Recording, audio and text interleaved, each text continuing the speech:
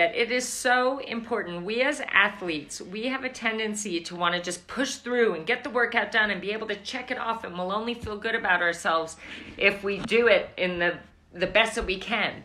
But sometimes if you start running and you've got a niggly or something that just doesn't feel right, you have to do the hard thing, and that's stop. Don't try to finish that session. Don't try to just get it done so you can check it off. You may take that injury from something that could be better in a day or two to something that sticks around for 6 months. Welcome to the Bek and Siri show. And here at Team Siri's Tri Club, it's not just about swim, bike, run. It's about who you become. On our show, we don't just talk to you about swimming, cycling and running. We talk about mindset. We talk about fearless authenticity and being your very best self. Hi there, Cam here from Team Sirius. This week on the live chat, Bek and Siri talk about the all-important yet often neglected subject of injury prevention. And don't forget, if you want to join these chats live, all you need to do is join Team Sirius Tri Club, and you can do that by going to www.teamsiriustriclub.com. Hello everybody! Hi everybody! Welcome to the live chat. Finally have Siri back on the show, which is very exciting. Sorry I've been away, you guys, but it's awesome to be here with all of you tonight. I hope everything is going great for all of you, whatever point in time you're at in your training, whether it's going into the Ironman World Championships or having your off season or whatever it is. I hope you are loving it and feeling so proud of all the hard work you put in every single day. So please let us know if you can hear us, because tonight we are going to be talking about injury prevention and management. We have a little bit of strategy to our live chats now, because as you know, they're going to a podcast. So we've also tried to decrease the noise around us so it's nice and clear for you guys. So please let us know that you can hear us. This is an important issue that we don't talk about that much. So I think let's talk to you, Siri, first about your key tips for injury management. Well, first of all, prevention, I would say my key tips are, let's avoid the injury altogether. And for that, I would say that it is so important. We as athletes, we have a tendency to want to just push through and get the workout done and be able to check it off, and we'll only feel good about ourselves if we do it in the best that we can. But sometimes if you start running and you've got a niggly or something that just doesn't feel right, you have to do the hard thing, and that's stop. Don't try to finish that session. Don't try to just get it done so you can check it off.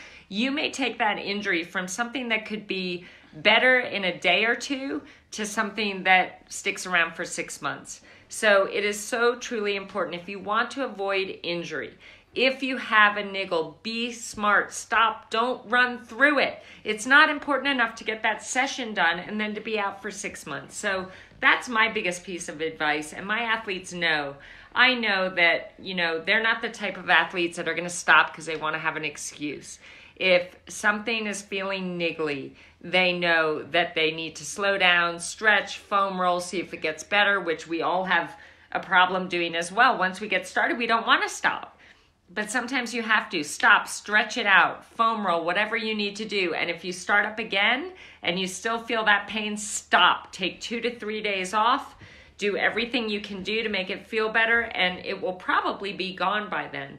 But if you push through it, if you try to keep training, if you try to get the session done, if you won't allow yourself to stop, you could create a much bigger injury than you ever expected. Yeah, and that's a great way in regards to management. I think for prevention, as you said, I think is a lot better. And I think for me, prevention was always about placement of sessions. And if you look at our training plans and you're coached by us, you'll see that every single session is like a chessboard, and every single session is placed strategically so that you have the ideal recovery. So if we have a hard run, you very rarely have a very hard bike on the same day. Often we may put a hard swim as well, but it'd be maybe more of a strength type workout or longer work, but we never do a really hard. So it says poor network connection. Yep, we're I hope good. that's okay. Yep, we're good. Let us know, guys, if you lose us, because I noticed the connection hasn't been great lately. But we always try to do placement of sessions. That's really, really important for us. So when I see people moving training sessions around, it gets a little concerning because they are put there for a reason. And if it does have swim, bike and swim run, always try and do, if the bike and run are the hardest sessions, always try and do the swim as a second workout. So I think placement of training sessions and the type of sessions and where they are throughout the week are really the key for me, I think, as an athlete for over the 22 years of racing was, and Siri was a little different because her coach was a lot different to what he wasn't quite into the whole injury prevention or injury management. It was just you're injured, run through it, and then your plantar fascia rips in half. Yeah, exactly. No, Beck, that's excellent. I love that. That's great advice, and it's true. The placement of your sessions is everything. And the other thing as well, I was going to say, kind of on that same note, is that, what was I going to say? Now I've lost my train of thought. Okay, but first of all, guys, the placement of your sessions is everything. The swim is an incredible recovery from a hard run. Also, be willing to be flexible with your training plan. Like if you pull up from a run session with sore calves, this happens to, I can remember specifically with Ellie Salthouse, and she is the ultimate communicator. I hear from her every single day. She tells me how she's going. We can make split decisions so that we know that every single day we're doing exactly what her body needs to be the best that she can be. So Ellie, thank you for that. So I think a lot of the management comes down to, or prevention comes down to communication with the coach, for sure. Absolutely. I mean, it's nothing worse when an athlete tells you they've had a flu for 5 days and they haven't told you and they're trying to train through it. Like, that's injury prevention too. Absolutely. But say you have sore calves from a hard run that you did 3 days ago, you didn't expect to pull up so sore. First of all, tell your coach if you have one. And if you don't, these are the 3 things you need to know. If you have tight calves, do not run hills. Do not run sprints or really fast speeds. And don't do really big gear work on the bike. Like, you need to be smart in saying, what does my body need right now? If you can barely walk because your calves are so incredibly tight, what do you think would be best for your body? Think about that yourself. Well, for me, I would think that going into the pool and kicking lightly, as long as you're hydrated, so you're not going to cramp, kicking lightly will help flush out the legs.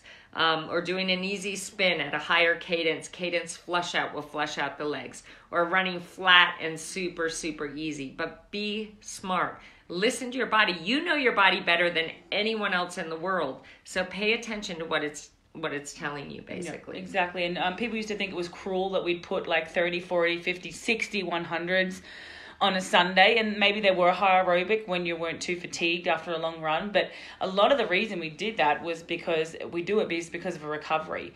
And even though you may be pushing, your body weight supported, and swimming is really great recovery. And I actually just was listening to some recent research today by a Harvard guy who's researching endurance athletes, and he was saying that always now, and we're already doing it, which I was so proud, was to finish the week with more of an upper body workout. So whether it's in the gym or swimming, all the runners now are starting to do upper body.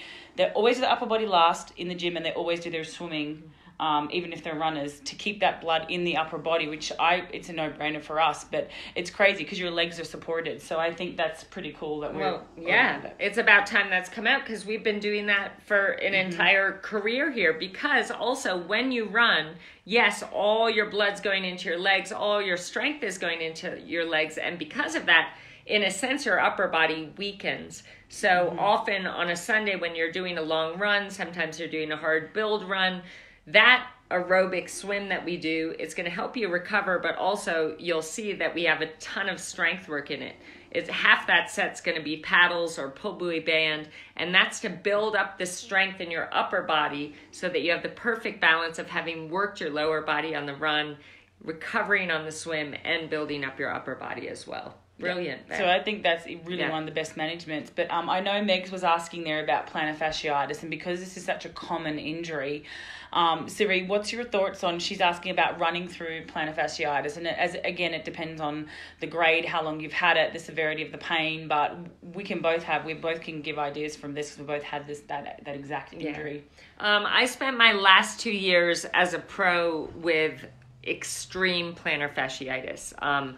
It tore a couple of times where I was out for months at a time, But I knew that I was not going to be in the sport much longer, so I was able to still run races and run fast times even with my plantar fasciitis.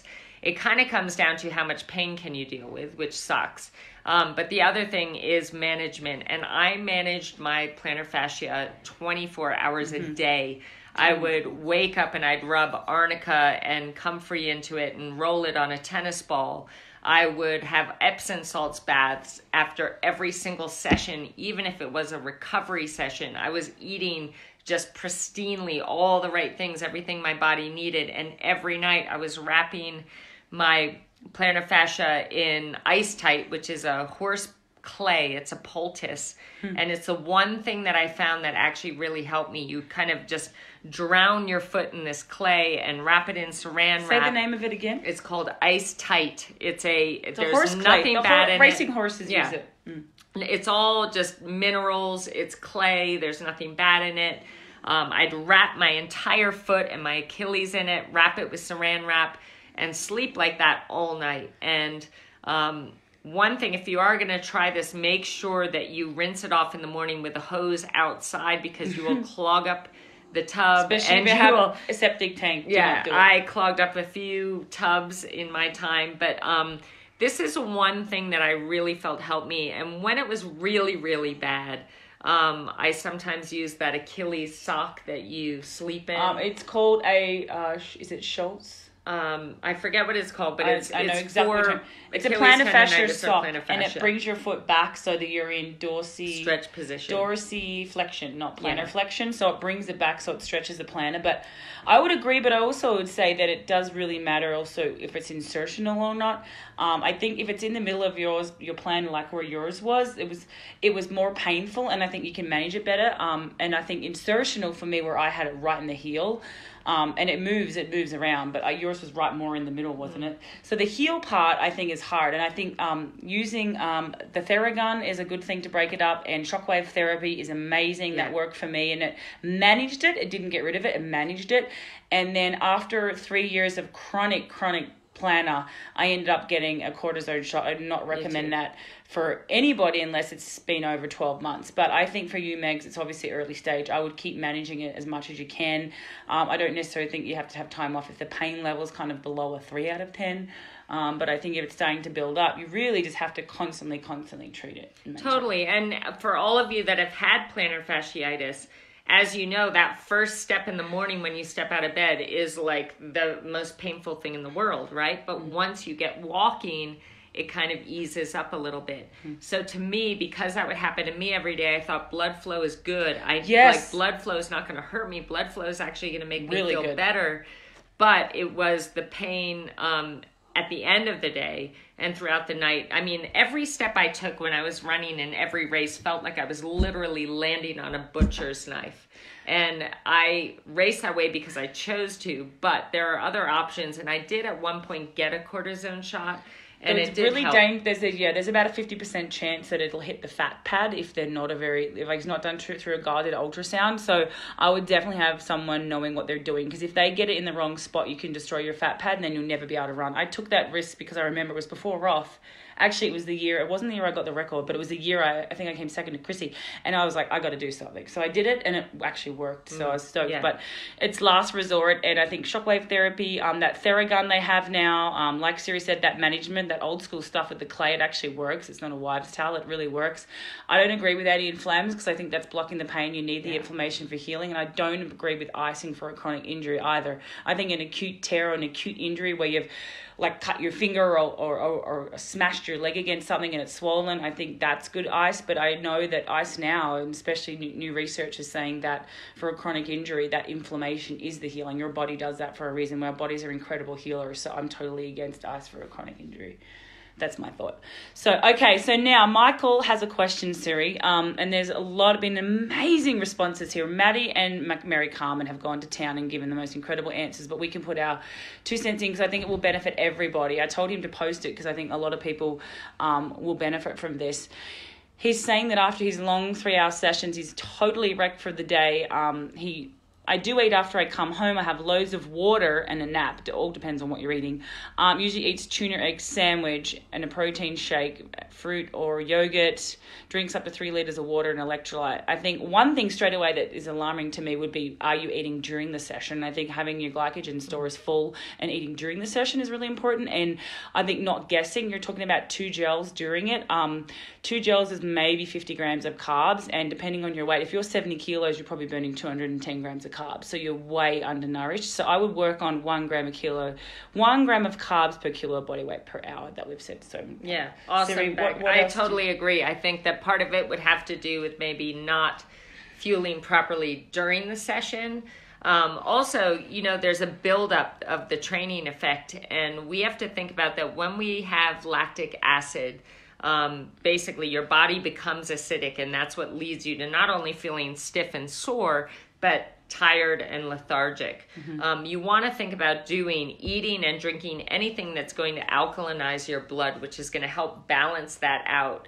Those F2C Pharma greens are the best. Yeah, so the F2C Pharma greens, amazing. Something as simple as lemons.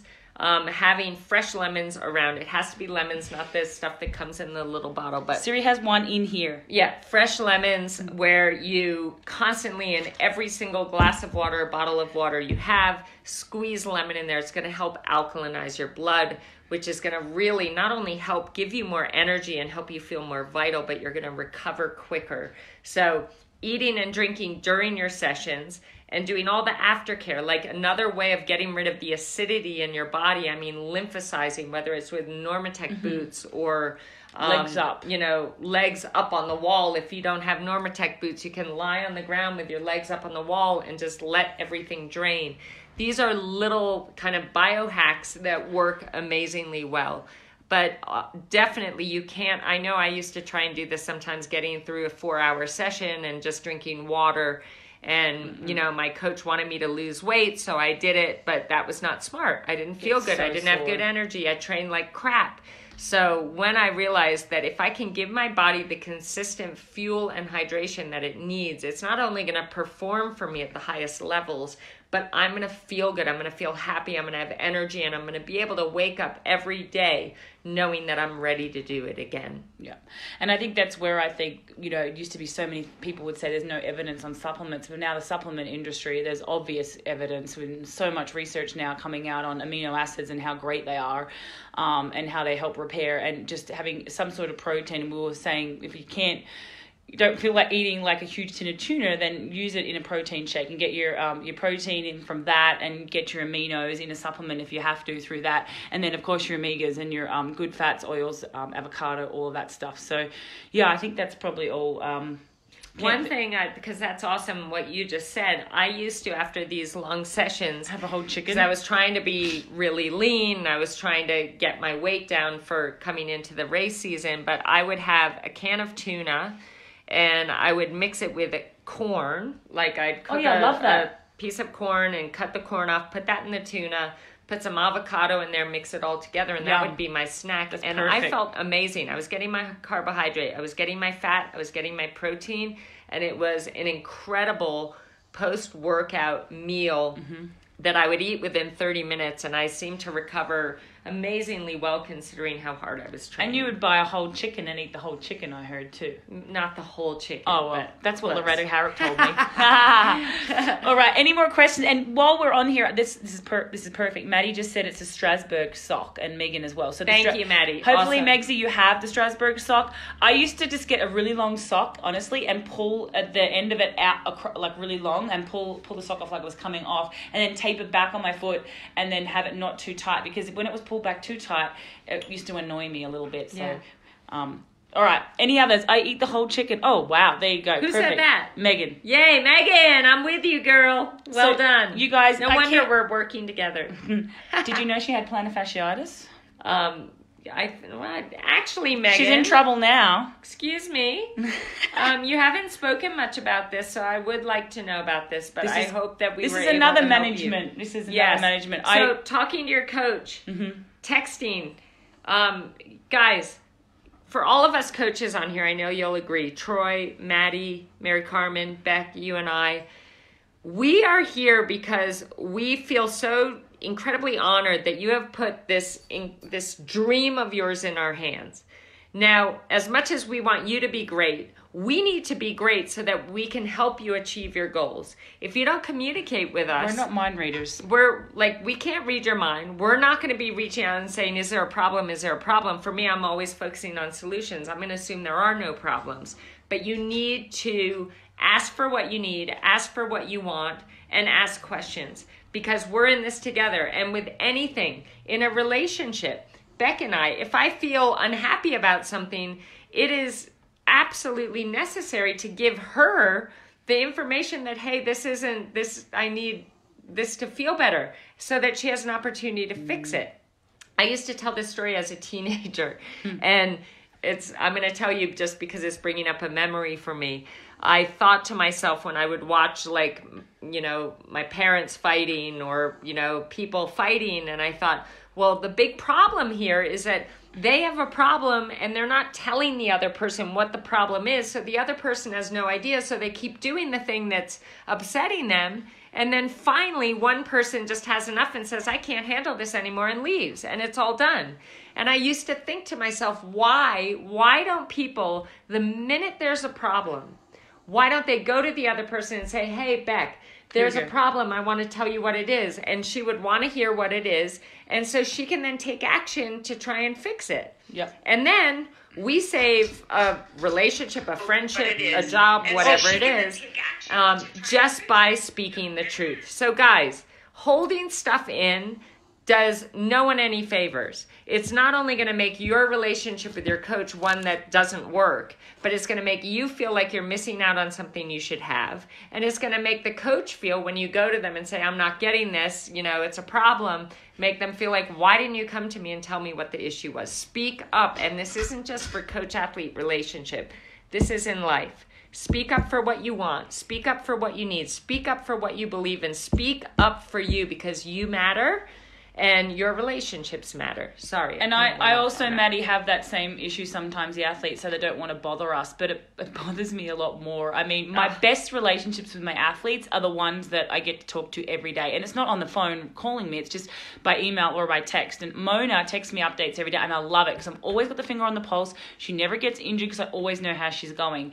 And I think that it's so much more important to tell us each day just in a text message. We may only write one sentence back, but we get to the business. But for us to know is so much better than just, I don't want to bother them. And then a week later I say, well, why did you miss 7 runs in a row? So I think really never feel like it's a burden, guys. We are really busy, but we always have time for our athletes. We're in this to be great. Yeah. I'm not here to be mediocre. I'm not here to be average. I'm here to achieve. So it requires, it's a team effort. And communication, guys, is everything. No matter what relationship we're talking about, communications with your friends or with your coach. Communication is everything. Allow the other person the opportunity to be all that they can be for you by communicating what you need and what you want. And I'm so sorry, guys. I just had to decline my mother trying to call me twice in a row. Sorry, Mum. We're on the live chat. She should know by now. Monday, 5:30. Good no-brainer. We love you, Ruthie, and we want to thank Ruthie while she just called, because we did an amazing chat last week. That is going into a podcast for all these women that want help with fertility, and there was some stuff on menopause as well, and that cycle that we have to deal with every single month that the men get out of. So that's coming up soon. We're going to put that up. So thank you, guys. I think that's all for now. Thank you for joining us. We do have to mention that this time next week there will be a new world champion. I'm really excited. Series 1 Hawaii 4 times, 3 with Rennie, 1 with Leander. I made a boo-boo. It was actually Rennie, Leander, Rennie. So but 3 years in a row, 12, 13, and 14, and everyone needs to know that. And Rennie is on freaking fire. I'm really excited to watch her race. But we also have Melissa racing. But she also broke her elbow. Melissa Christian, let's not give that any energy. Okay. Melissa Christian, our 2-time duathlon world champion, is racing in Hawaii. Ali Rutledge, I know, is racing. Yay. We have several other people racing, and I'm just so excited to watch them shine. So please let us know if you're racing or in Kona. We're going to do a swim at the pier at 6:30 Thursday morning, and we're doing dinner at, let's just meet at 6. Night. I think it's like 6:15, but 6 o'clock at Outback. What's it called? Outback Steakhouse. Outback Steakhouse. They do have like pasta and rice and all that stuff too, and potatoes. But if you have to carb load and you can't make it, just come say hi. I can't wait to meet you all in person if we haven't already, but we can't wait to see you there. It's going to be an amazing You're event. all welcome. And yes, Rinny's on fire, although her swim is going to be affected. I mean, it just is because she broke her elbow 5 weeks ago. But she's ready. What I've asked of her, and I'm going to give you some insight, guys, into how you manage going into your A race when something has happened that's unexpected. And what I told Rinny is that I want her to go out and do the best that she can on the swim. And when it comes to the bike and run, because she knows that she is biking and running better than she ever has in her entire career, I said, I want you to get out there and be your own freaking hero.